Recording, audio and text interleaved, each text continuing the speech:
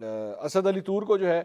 وہ جسمانی ریمانڈ پہ جو ہے وہ ایف آئی اے کے حوالے کر دیا گیا ہے، اور جاتے جاتے جب وہ گاڑی میں بیٹھ رہے تھے تو میڈیا وہاں پہ موجود تھا، تو میڈیا سے گفتگو کرتے ہوئے انہوں نے کہا جی تھینک یو چیف جسٹس قاضی فائز صاحب، مجھے کسی سے کوئی گلہ نہیں ہے، نہ میں وکٹم ہوں، لیکن تھینک یو چیف جسٹس قاضی فائز عیسیٰ۔ اور اس دوران پھر اس کے بعد پولیس اہلکار جو ہے وہ ان کو بٹھا کے وہاں پہ لے گئے۔ آج اسد علی طور کی بوڑھی والدہ 78 سال کی جو والدہ ہیں وہ بھی آج کورٹ کے اندر آئی ہوئی تھیں، اور بہت برا لگ رہا تھا کہ اتنی بوڑھی ضعیف خاتون جو ہے اپنے بیٹے کی خاطر ان کو یہاں پہ آنا پڑا ہے۔ آج انہوں نے جو ذمہ داریاں نبھانا شروع کی تو میڈیا جو ہے وہ ان کے ساتھ ساتھ جاتا ہے کوریج کے لیے، تو حسن رضا جو ڈپٹی بیورو چیف ہیں دنیا نیوز کے، وہ بھی وہاں پہ جو ہے غالباً رپورٹنگ کرنے کے لیے گئے ہوئے تھے، تو ایک موقع کے اوپر جو ہے وہ